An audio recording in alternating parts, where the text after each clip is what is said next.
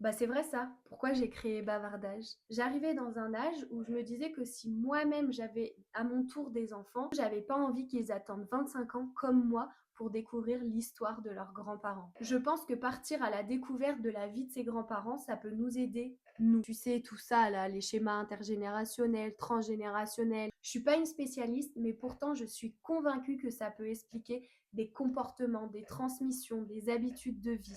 Sauf que pour connaître tout ça, faut partir à la découverte de la vie des grands-parents. Et ça, c'est pas une chose facile.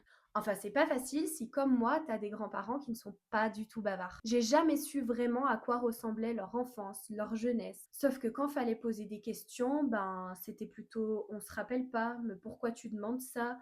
Bah, notre vie, elle a rien d'exceptionnel. Bah si, ta vie, elle a quelque chose d'exceptionnel, simplement parce que c'est aussi ma vie, ma famille. Du coup, fallait que je trouve le moyen de les faire parler. Il fallait que je trouve quelque chose qui me ressemble, qui parte de mes expériences et surtout de ce que j'avais envie de faire avec eux. Au début, comme support, c'était pas des activités, c'était plutôt des photos. On triait des photos, on en regardait et puis là, ça faisait penser à des anecdotes, on partageait les souvenirs. Là, j'ai compris que ça marchait.